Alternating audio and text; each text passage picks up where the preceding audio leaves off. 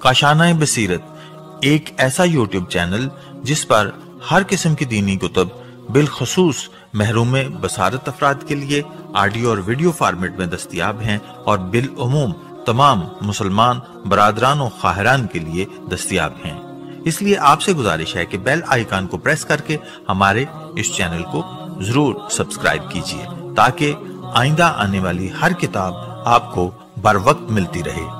کاشانۂ بصیرت۔ السلام علیکم ورحمۃ اللہ وبرکاتہ۔ سامعین، آپ جو کتاب سماعت فرما رہے ہیں اس کا نام ہے قلب سلیم، جلد دوم۔ کتاب کے مصنف ہیں آیت اللہ سید عبدالحسین دست غیب شیرازی۔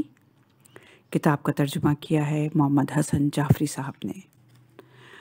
آج ہم آپ کے سامنے اس کی تیسری ریکارڈنگ پیش کر رہے ہیں صفحہ نمبر 35 سے۔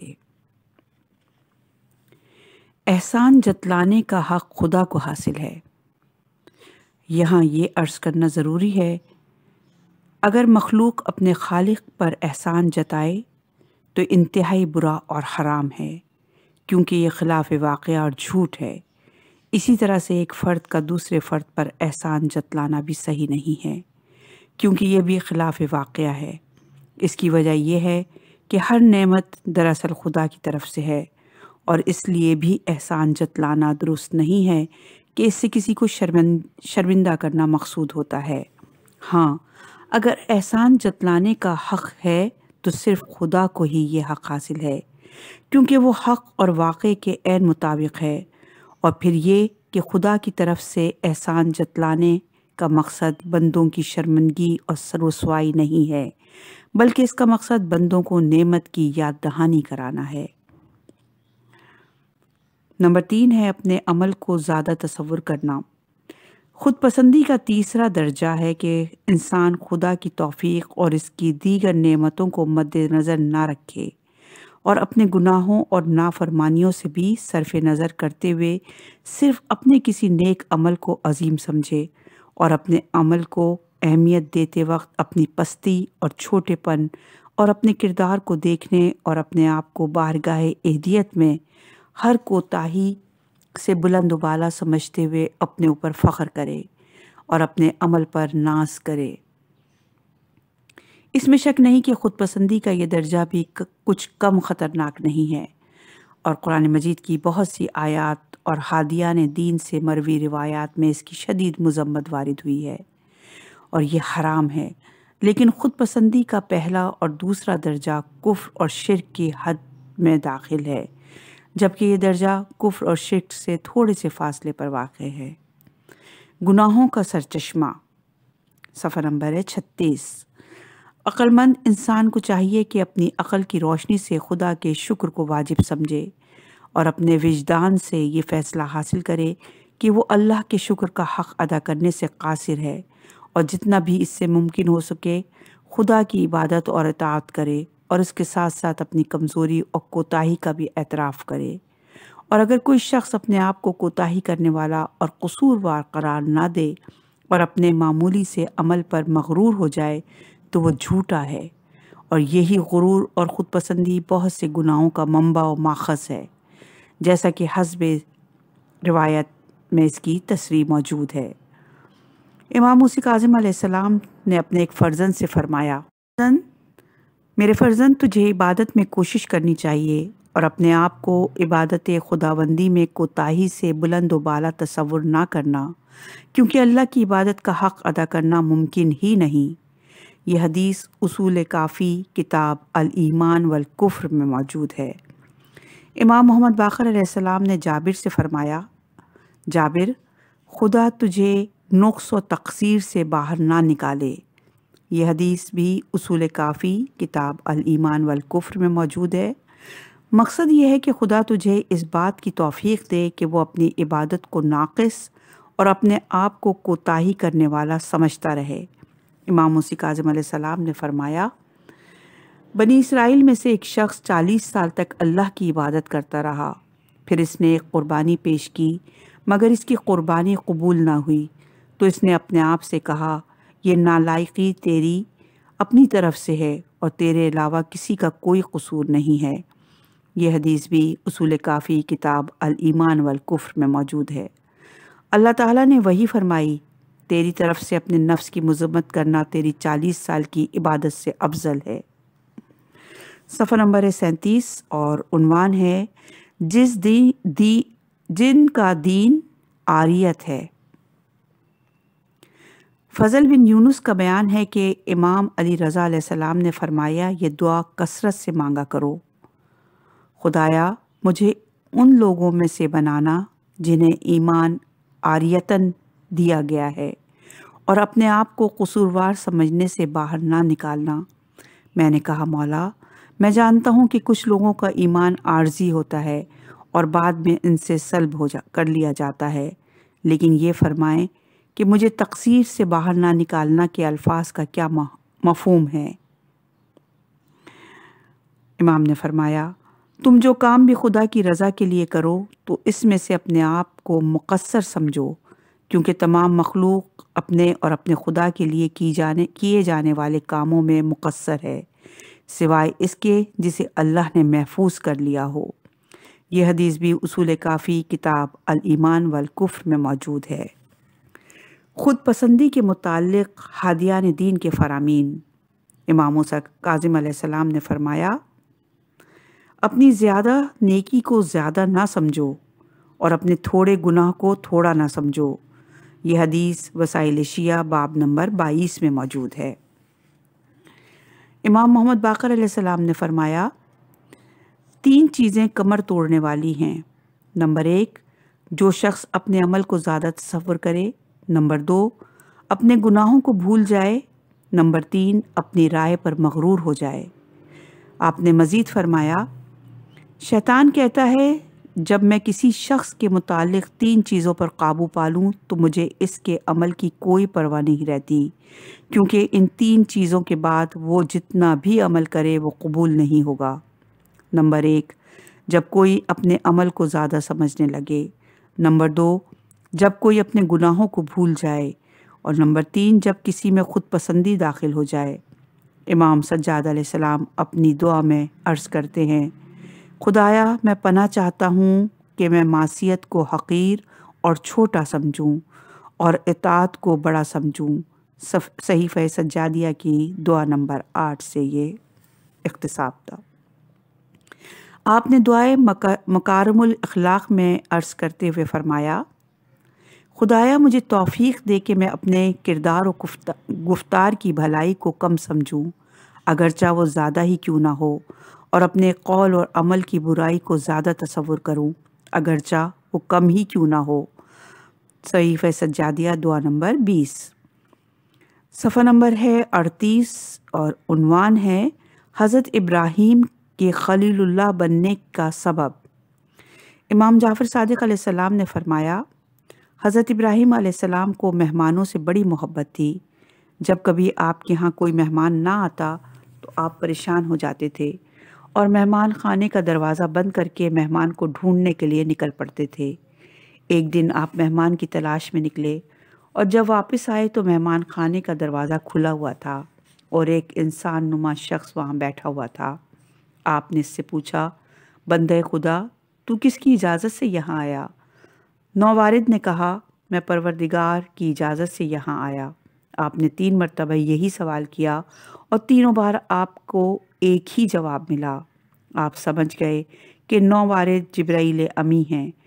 آپ نے ان کی آمد پر اللہ کی حمد و ثنا کی۔ حضرت ابراہیم علیہ السلام نے ان سے ان کی آمد کا مقصد دریافت کیا تو انہوں نے کہا، آپ کے پروردگار نے اپنے بندوں میں سے مجھے ایک بندے کے پاس بھیجا ہے تاکہ میں اسے یہ خبر سناؤں کہ خدا نے اسے اپنا خلیل بنایا ہے۔ حضرت ابراہیم نے فرمایا، مجھے بتاؤ وہ کون ہے تاکہ میں زندگی بھر اس کی خدمت کرتا رہوں۔ جبرائیل امین نے کہا، وہ بندہ آپ خود ہیں۔ ابراہیم نے فرمایا، خدا کو میرا کون سا عمل پسند آیا جس کی وجہ سے اس نے مجھے اپنا خلیل بنا لیا؟ جبرائیل امین نے کہا، اس کی وجہ یہ ہے کہ تو نے آج تک خدا کے علاوہ کبھی کسی سے کچھ نہیں مانگا اور تو نے آج تک سائل کو محروم نہیں رکھا۔ یہ حدیث حیات القلوب علامہ مجلسی صاحب کی اس میں موجود ہے۔ سامعین چند لمحات کے لیے یہاں رک جائیں اور ابراہیم علیہ السلام کے اس مکالمے پر توجہ فرمائیے۔ جب حضرت جبرائیل امی نے یہ خبر دی کہ میں خدا کے بندے کو خلیل ہونے کی بشارت دینے آیا ہوں، تو اس وقت پوری روئے زمین پر حضرت ابراہیم علیہ السلام ہی موحد اعظم تھے۔ حق بنتا تھا کہ وہ سمجھ لیتے کہ اس عہدہ جلیلہ پر فائز ہونے والے وہ خود ہوں گے،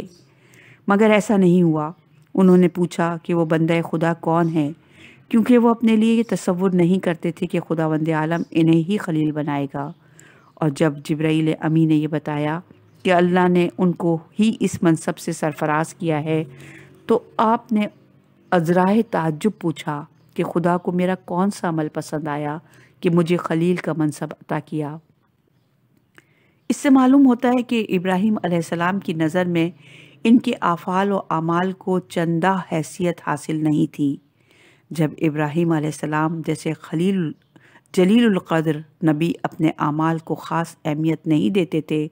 تو ہمارے اور آپ کے اعمال کی حیثیت ہی کیا ہے؟ اسی لیے ہمیں چاہیے کہ کبھی بھی اپنے اعمال پر غرور نہ کریں اور ہمیشہ اپنی کوتاہیوں پر نظر رکھیں۔ اسی میں ہی ہماری سلامتی کا راز مضمر ہے۔ صفحہ نمبر ہے 40، عنوان ہے کیا خود پسندی کا یہ درجہ بھی مفسد عمل ہے؟ فقہائے کرام کی اکثریت کا فتویٰ ہے کہ عدلہ شریعہ سے ثابت ہوتا ہے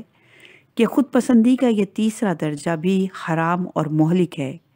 اور اس درجے کی خود پسندی کی وجہ سے عمل غیر مقبول ہے اور اس سے انسان ثواب سے محروم رہتا ہے، مگر مذکورہ عدلہ سے اس عمل کا اعادہ یا قضا لازم نہیں ہوتی۔ اور کچھ دیگر فقہ فرماتے ہیں کہ عدلہ شریعہ سے ثابت ہوتا ہے کہ خود پسندی کے اس تیسرے درجے سے عمل بہر صورت باطل ہے، اور اسی لیے اس عمل کا اعادہ اور قضا ضروری ہے۔ اسی لیے احتیاط کا یہی تقاضا ہے کہ اگر واجب عمل کی ابتدا میں یا اس کے دوران اس طرح کی خود پسندی پیدا ہو جائے تو اسے دوبارہ سر انجام دینا چاہیے۔ نمبر 4، اپنے عمل کو دوسروں کے عمل سے زیادہ سمجھنا۔ خود پسندی کا چوتھا درجہ یہ ہے کہ کوئی شخص تنہائی میں اپنے عمل کو بڑا تصور نہ کرتا ہو اور اپنی کوتاہی عمل کا بھی اقرار کرتا ہو، لیکن جب دوسروں کے عمل سے اپنے عمل کا موازنہ کرے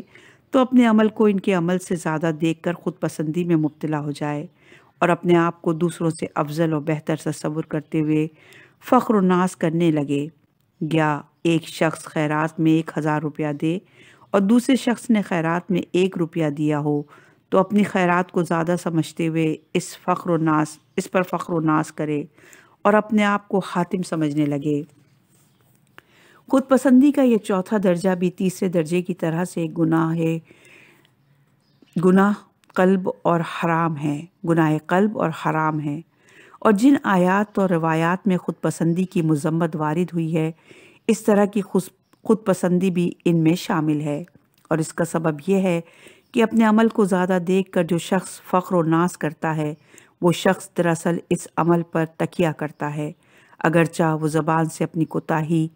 کوتاہی عمل کا بھی اعتراف کیوں نہ کرتا ہو۔ ایسا شخص چونکہ اپنے دل میں نازا ہوتا ہے، اسی لیے اس کی زبانی اقرار کی کوئی اہمیت حاصل نہیں ہوتی۔ صفحہ نمبر ہے 41 اور عنوان ہے ایسا شخص خدا کی گرفت سے مطمئن ہوتا ہے۔ خود پسندی کے اس چوتھے مرتبے والے شخص اپنے آپ کو ہلاک کرنے والا ہوتا ہے، کیونکہ ایسا شخص خدا کی گرفت سے ذہنی طور سے بے خوف ہوتا ہے، اور ہم اپنی کتاب گناہان کبیرہ میں مفصل بحث کر چکے ہیں کہ خدا کے عذاب سے بے خوف ہو جانا گناہ کبیرہ ہے، اور اپنے عمل پر ناز کرنے والا شخص اس بات سے بے خوف ہو جاتا ہے کہ ممکن ہے خدا اس سے کسی گناہ کا مواخذہ کرے یا اس سے اپنی توفیق سلب کر لے اور اسے اس کے اپنے نفس کے حوالے کر دے، اور اس کی وجہ سے اس سے کوئی ایسا گناہ سرزد ہو جائے جس کی وجہ سے اس کے نیک عمل رائیگاں چلے جائیں اور اس کا خاتمہ ایمان پر نہ ہو سکے، جبکہ استحقاق کے ثواب کی اولین شرط یہ ہے کہ خاتمہ ایمان پر ہوا ہو۔ الغرض اپنے گناہ پر نظر نہ کرنا اور عذاب الہی سے بے خوف ہو کر اپنے نیک عمل پر خوش ہو جانا دراصل گرفت خداوندی سے مطمئن ہونے کے مترادف ہے، اور یہ اطمینان قطعی طور پر حرام ہے۔ ایسے فرد کے لیے ضروری ہے کہ اپنی خود پسندی سے توبہ کرے اور اس کے بجائے اپنے قلب میں انکساری پیدا کرے اور ذہنی خمار کو یہ کہہ کر اپنے آپ سے دور کرے کہ وہ جس کے عمل کو حقیر سمجھ رہا ہے عین ممکن ہے اس شخص کے گناہ اس سے کم ہوں اور خدا کی نظر میں اس کا مقام زیادہ ہو، اور اس کے ساتھ یہ تصور بھی ضرور کرے کہ جس شخص نے اگرچہ خدا کی راہ میں 1 روپیہ بطور خیرات دیا ہے،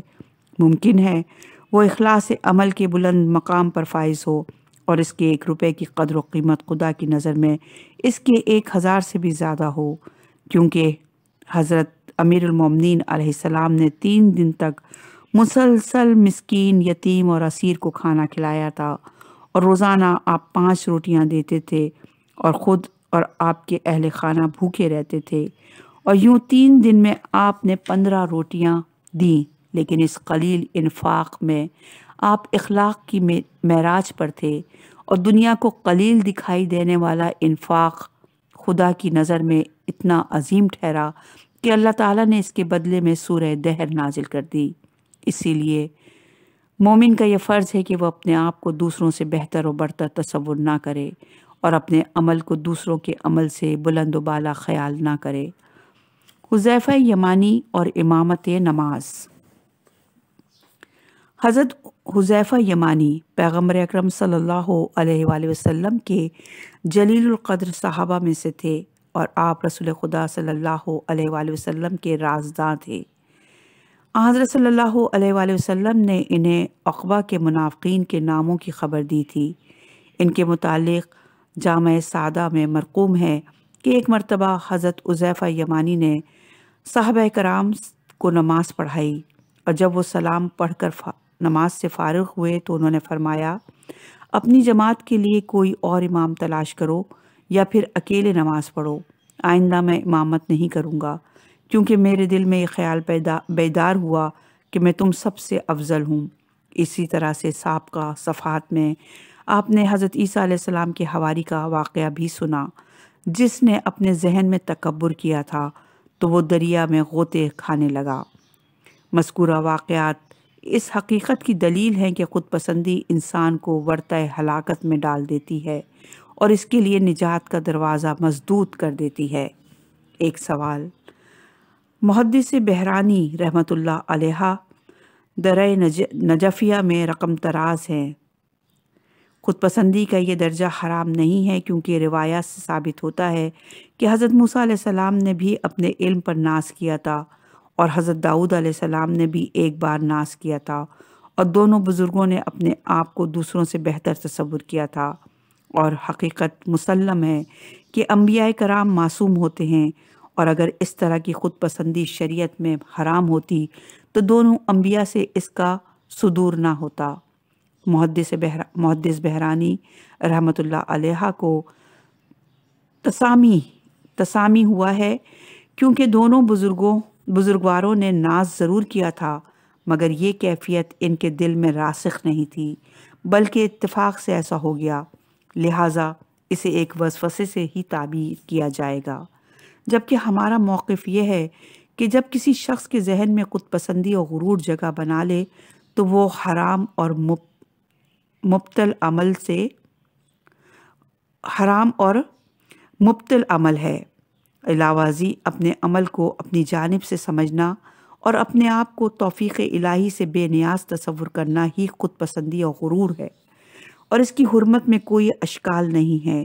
جبکہ مذکورہ انبیاء کرام علیہم السلام کا ذہنی فخر اور انضباط اس نوعیت کا ہرگز نہیں تھا، اس لیے ان کا فخر ان کے لیے حرام نہیں تھا، مگر ان کے عظیم مقام کے شان شار ہرگز نہ تھا۔ اسی لیے داؤد علیہ السلام کو بھی سرزنش کی گئی، اور موسیٰ علیہ السلام کو بھی حضرت خضر سے علم حاصل کرنے کا حکم ملا تھا۔ اس طرح کی ایک اور داستان قصہ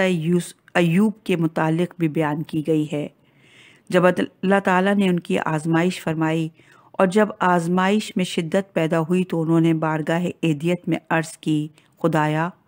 آخر تو نے میرا اتنا سخت امتحان کیوں لیا، جبکہ میرا دستور آج تک یہ رہا ہے جب بھی میرے سامنے تیری دو اطاعتیں آئیں تو میں نے اپنے لیے اس اطاعت کا انتخاب کیا جو کہ میرے بدن کے لیے زیادہ مشکل ہوتی تھی۔ انہیں قدرت کی طرف سے یہ ندا سنائی دی، ایوب تجھے اس کی توفیق کس نے دی تھی؟ جیسے ہی حضرت ایوب نے یہ سنا تو خاک اٹھا کے اپنے سر پر ڈالی اور کہا، خدایا تو نے ہی مجھے یہ توفیق عنایت کی ہے، اور کیا اس چوتھے درجے کی خود پسندی کی وجہ سے اعادہ اور قضا واجب ہے یا نہیں؟ اس کا جواب یہ ہے کہ احتیاط اسی میں ہے کہ مذکورہ عمل کا اعادہ کیا جائے، اور اگر وقت گزر چکا ہو تو اس کی قضا بجا لی جائے۔ صفحہ نمبر ہے 44 اور 5واں عنوان ہے عبادت کے علاوہ خود پسندی۔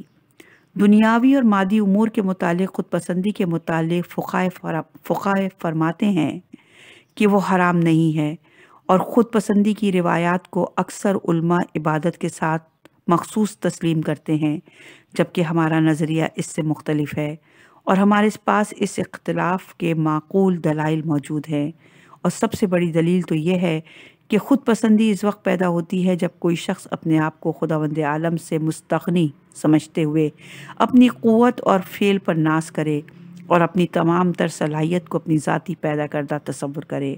اور اس تصور کی وجہ سے اس میں ناز و فخر پیدا ہو جائے۔ ہم سمجھتے ہیں کہ یہ ذہنی کیفیت خواہ دینی امور کے متعلق ہو یا مادی اور دنیاوی امور کے متعلق ہو، یکساں طور پر حرام اور ناجائز ہیں۔ قرآن مجید کی 20ویں آیت میں انسان کو اس حقیقت کی جانب متوجہ کیا گیا ہے کہ اسے ظاہری نعمتوں پر ناز نہیں کرنا چاہیے، کیونکہ ظاہری نعمتیں بھی اس کی ذاتی صلاحیتوں کی پیدا کردہ نہیں ہیں، بلکہ حکیم مطلق یعنی خدا کا عطیہ ہے، اس لیے کہ کائنات کا مالک مطلق صرف خدا ہے، اور جہاں نے آفرینش کے تمام اجزاء سب کے سب خدا کی ملکیت ہیں، اور تمام دنیاوی اور اخروی نعمات کا سرچشمہ خدا کی ذات ہے۔ قرآن مجید نے بہت سی آیات مجیدہ میں انسان کو یہ پیغام دیا ہے کہ وہ خود اور اس کی تمام تر قوت اور دولت اور اس کے کام کی صلاحیت خدا کی پیدا کردہ ہے۔ انسان از خود کسی چیز کا مالک نہیں ہے، اور قوت و قدرت اور عزت اور استغنا کا مالک خدا ہے۔ ہر وہ شخص جو خدا اور آخرت اور قرآن مجید پر ایمان رکھتا ہے، اس کے لیے ضروری ہے کہ وہ اس حقیقت پر دل و جان سے یقین رکھے اور خود پسندی اور خود بینی سے پرہیز کرے، اور اگر کوئی شخص اس حقیقت سے غفلت برتے اور خدا کو فراموش کر دے اور خدا فراموشی کی وجہ سے خود پسندی میں مبتلا ہو جائے تو وہ گناہ کبیرہ کا مرتکب قرار پائے گا اور خدا کے غضب کا حقدار ہوگا، اور وہ خدا کا نافرمان تصور کیا جائے گا۔ صفحہ نمبر ہے 45 اور عنوان ہے کیا یہ تصور مشکل ہے؟ ممکن ہے کوئی شخص یہ اعتراض کرے کہ بھلا یہ کیسے ممکن ہے کہ ہر کام کرتے وقت پہلے اس طرف توجہ دے کہ یہ کام خدا کی قدرت سے سر انجام دے رہا ہے، اور ہر نعمت کے حصول کے وقت یہ تصور کرے کہ اس نعمت کا سرچشمہ خدا کی ذات ہے، جبکہ انسان فطری طور پر غافل ہے اور ہر وقت انسانی ذہن اس طرف متوجہ نہیں ہو سکتا۔ تو کیا اسلام کا یہ حکم مشکل تو نہیں ہے، اور کیا یہ حکم تکلیف پر مبنی تو نہیں ہے؟ اس سوال کے جواب میں ہم یہ گزارش کریں گے کہ اس کے لیے اجمالی اعتقاد ہی کافی ہے، یعنی عقیدہ مستحکم ہو کہ ہر نعمت خدا کی عطا کردہ ہے، اور اس عقیدے میں کہیں خلل پیدا نہ ہونے پائے۔ اگرچہ بعض اوقات انسان اس طرف متوجہ نہ بھی ہو تو بھی کوئی فرق نہیں پڑتا۔ نماز کا بھی یہی حکم ہے کہ انسان کی پہلی نیت ہی نماز کے تمام اجزاء کے لیے کافی ہے، اور نماز کے ہر عمل کے لیے علیحدہ نیت کی ضرورت نہیں ہے۔ یعنی ایسا نہیں ہے کہ ابتدائی نیت کے بعد انسان رکوع کی علیحدہ نیت کرے، سجدہ اور قرأت اور تشہد و سلام کی علیحدہ نیت کرے۔ نماز میں یہی فرض ہے کہ انسان نے جو ابتدا میں نیت کی ہے اختتام نماز تک اس نیت پر قائم رہے اور اپنی نیت کو کبھی نہ توڑے، اور اگر نماز کے چند ارکان و واجبات میں غفلت بھی طاری ہو جائے تو بھی نماز صحیح ہوگی۔ اور اگر روزے کا بھی یہی حکم ہے کہ طلوع سحر کے وقت انسان اپنے روزے کی نیت کرے اور دن میں اگر کسی وقت نیت سے غفلت بھی ہو جائے تو بھی روزہ صحیح رہے گا، البتہ کسی بھی وقت نیت سے انحراف نہ ہو۔ جس طرح سے نماز اور روزے کے آغاز میں نیت کرنا کافی ہے، اسی طرح سے کسی وقت اس پر غفلت بھی طاری ہو جائے تو بھی اس کی نیت مکمل صحیح اور درست شمار کی جائے گی۔ تفصیلی طور پر اللہ کی ہر نعمت کا علیحدہ علیحدہ شکر بجا لانا انسانی قوت سے کہیں بلند و بالا ہے۔ اس کے شکر کی یہی کیفیت ہے کہ انسان ہر نعمت کو خدا کا عطیہ تصور کرے اور اپنے آپ کو نعمت کا سرچشمہ ہرگز خیال نہ کرے اور خود پسندی میں کبھی مبتلا نہ ہو۔ خود پسندی کی آیات اور روایات عام ہیں۔ خود بینی اور خود پسندی حرام ہے، اور روایات و آیات میں اس کی سخت مذمت کی گئی ہے، جن میں سے چند آیات و روایات ہم سابقہ صفحات پر سنا چکے ہیں آپ کو۔ خود پسندی کی مذمت میں آنے والی آیات و روایات عام ہیں۔ ان میں یہ تخصیص موجود نہیں کہ خود پسندی امور عبادت میں ہو تو حرام ہے اور اگر امور دنیا میں ہو تو حلال ہے، جبکہ اس موضوع سے متعلق رکھنے والی بعض آیات ایسی بھی ہیں جن میں امور دنیا پر پیدا ہونے والی خود پسندی کی مذمت کی گئی ہے۔ ہم سمجھتے ہیں کہ اگر ہم نے استدلالی بحث شروع کر دی تو تالیف کتاب کا مقصد فوت ہو جائے گا، تو اس بحث کو کسی اور موقع کے لیے چھوڑ رہے ہیں۔ البتہ یہ ضرور کہتے ہیں کہ عبادت کے علاوہ دیگر مقامات پر فقہ اسے حرام نہیں قرار دیتے، مگر ہمارا موقف یہی ہے کہ اس کی حرمت قوی ہے۔ اسی لیے احتیاط یہی ہے کہ انسان امور دنیا میں بھی خود پسندی سے پرہیز کرے۔ اہل تحقیق فرماتے ہیں کہ امور دنیا میں ایک شخص حسب ذیل امور کی وجہ سے خود پسندی میں مبتلا ہوتا ہے۔ نمبر 1، اپنے جسم کی خوبصورتی اور تندرستی۔ نمبر 2، اپنے عقل و دانش کی وجہ سے۔ نمبر 3، اپنے خاندان پر تکافر کی وجہ سے۔ نمبر 4، اپنی اولاد اور پیروکاروں کی کثرت۔ نمبر 5، دولت، اور نمبر 6، رائے کی وجہ سے۔ نمبر 1، اپنے جسم پر ناز کرنا۔ صفحہ نمبر ہے 46۔ بعض لوگ اپنے اعضائے بدن کے تناسب اور خوبصورتی،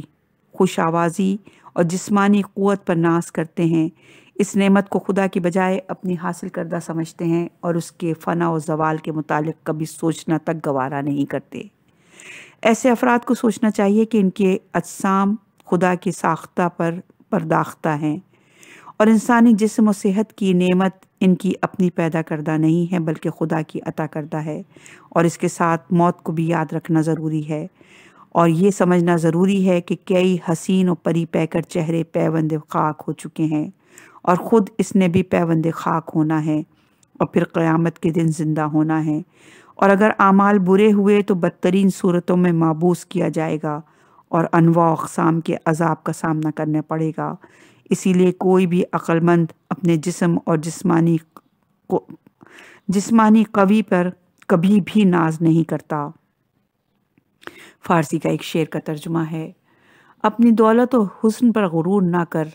کیونکہ دولت ایک رات میں لوٹی جا سکتی ہے اور حسن و جمال ایک بخار کی مار ہے۔ نمبر 2 ہے زور بازو پر اترانا۔ قوت پر خود پسندی یہ ہے کہ انسان اپنے آپ کو طاقتور، زور آزما سمجھنے اور اپنی قوت و طاقت کو خدا کی بجائے اپنی پیدا کردہ تصور کرے اور اس کے جلد فنا ہونے کو مد نظر نہ رکھتے ہوئے اس پر اترانا شروع کر دے، تو یہ اتراہٹ قوت و طاقت پر خود پسندی کہلائے گی۔ اگر ایسا شخص تھوڑا سا ہوش و حواس سے کام لے تو اس کی یہ کیفیت فوراً ختم ہو سکتی ہے، اور ذرا یہ سوچے کہ وہ جس قوت و طاقت پر ناز کر رہا ہے یہ ایک دن کی بیماری کی وجہ سے بھی ختم ہو سکتی ہے، اور یہ بھی ممکن ہے کہ خدا اسے مفلوج و اپاہج کر دے اور وہ بستر سے ہی نہ اٹھ سکے اور اس لاچاری و مجبوری کے ساتھ قبر میں چلا جائے۔ اور اس کے ساتھ یہ بھی تو عین ممکن ہے کہ آج وہ جن لوگوں پر غالب ہے کل وہی لوگ بھی تو اس پر غالب آ سکتے ہیں۔ الغرض اگر کوئی شخص مذکورہ حقائق پر نظر رکھے تو وہ کبھی بھی اپنی قوت و طاقت پر ناز نہیں کرے گا۔ نمبر 3، اپنی عقل و دانش پر ناز کرنا۔ اگر کوئی شخص اپنے عقل پر انحصار کرتے ہوئے خود کو صاحب فہم و ادراک اور مصالح دینی اور دنیاوی کا عارف سمجھے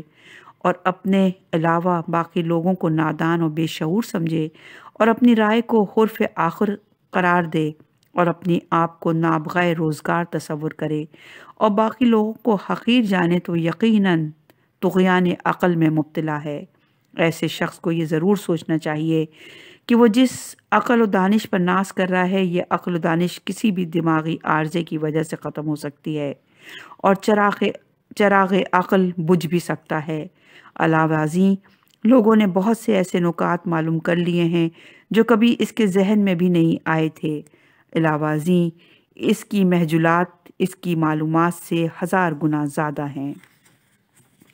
ہم یہ سمجھتے ہیں کہ اگر کوئی شخص ان امور کو مد نظر رکھے تو وہ عقلی خود پسندی سے نجات حاصل کر سکتا ہے اور اپنی محدود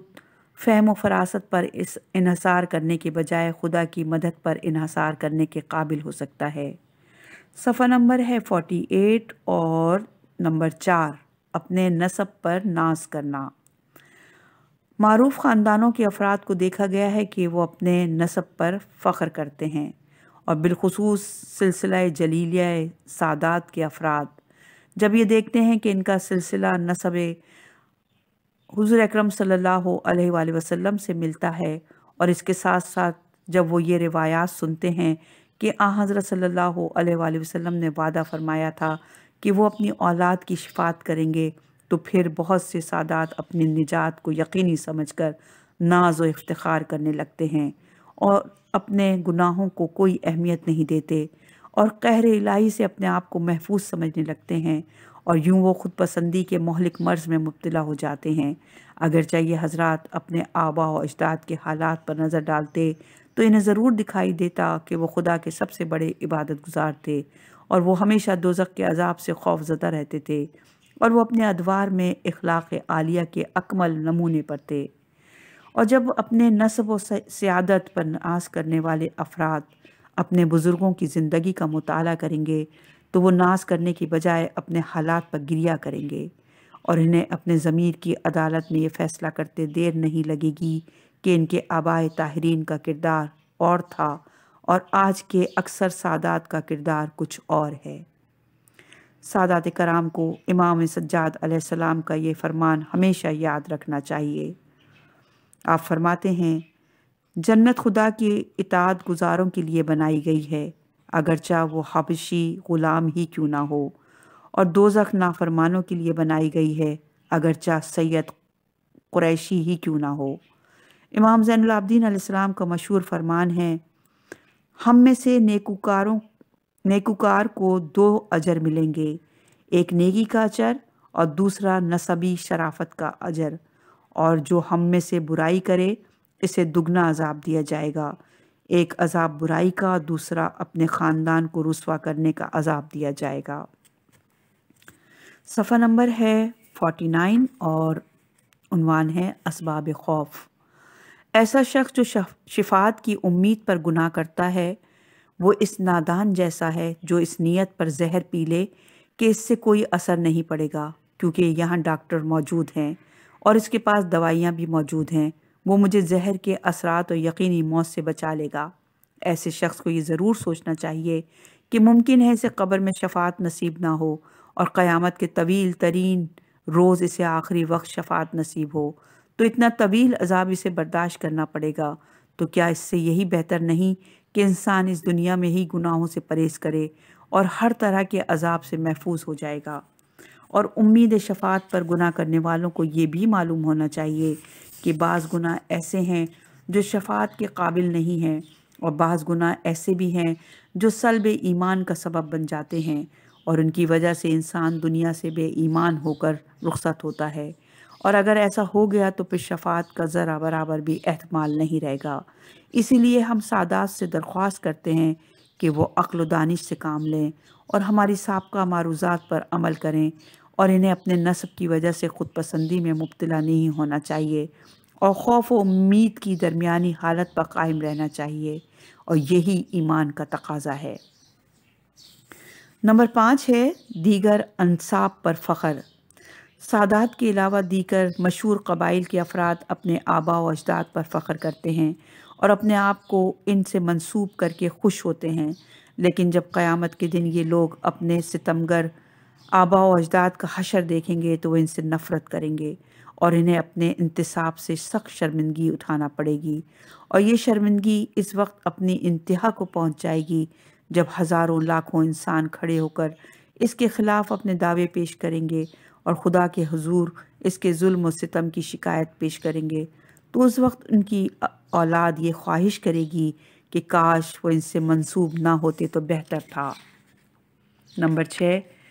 کثرت تعداد پر فخر، صفحہ نمبر ہے 50۔ اللہ تعالیٰ نے مسلمانوں کو تنبیہ کی ہے کہ وہ کثرت عدد پر کبھی ناز نہ کریں، ورنہ انہیں ہزیمت اور رسوائی سے دوچار ہونا پڑے گا۔ جنگ حنین کے وقت بھی مسلمانوں نے اپنی تعداد پر ناز کیا تھا، جس کی وجہ سے انہیں شکست کھانی پڑی تھی۔ اللہ تعالیٰ نے سورہ توبہ کی آیت نمبر 25 اور 26 میں ارشاد فرمایا، یعنی حنین کے دن بھی خدا نے تمہاری مدد فرمائی جب تمہیں اپنی کثرت پر ناز تھا، لیکن اس نے تمہیں کوئی فائدہ نہیں پہنچایا اور تمہارے لیے زمین پر اپنی وسعتوں سمیت تنگ ہو گئی، اور اس کے بعد تم پیٹ پھیر کر بھاگ نکلے۔ پھر اس کے بعد خدا نے اپنے رسول اور صاحبان ایمان پر سکون نازل کیا اور وہ لشکر بھیجے جنہیں تم نے نہیں دیکھا، اور کفر اختیار کرنے والوں پر عذاب نازل کیا۔ یہی کافرین کی جزا اور ان کا انجام ہے۔ ہر مسلمان کو چاہیے کہ جنگ حنین کی شکست کو مد نظر رکھتے ہوئے اپنی اولاد اور نوکروں چاکروں کی کثرت پر فخر نہ کرے، کیونکہ اگر خدا نہ چاہے تو ان میں سے کوئی چیز بھی انسان کو فائدہ نہیں پہنچا سکتی، اور یہ بھی ممکن ہے کہ اللہ کسی ایسے شخص کو کسی بیماری میں مبتلا کر دے تو تمام تر دولت اور اولاد اور رشتہ دار اسے کچھ بھی مفاد نہیں پہنچانے کے لائق رہیں گے۔ اسی لیے عقل مند مسلمان کو چاہیے کہ وہ مادی وسائل پر انحصار نہ کرے اور خدا پر توکل کرے۔ نمبر 7 ہے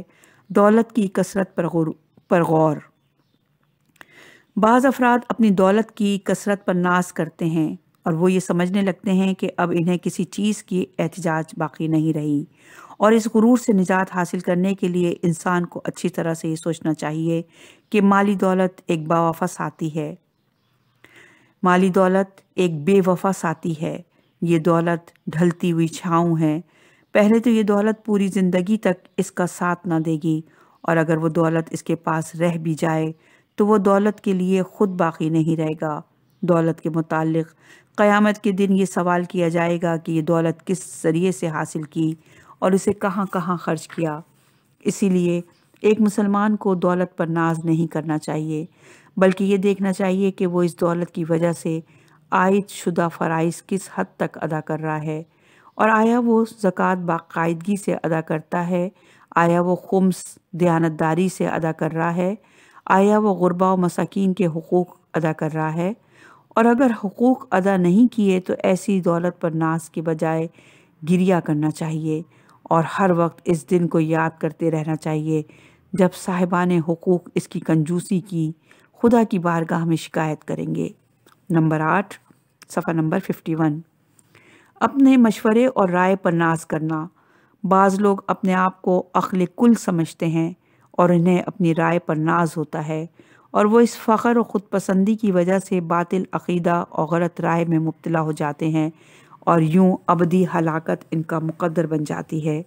اس کے لیے صحیح ترین لاہ عمل یہ ہے کہ انسان اپنی رائے و فکر پر تکیہ نہ کرے،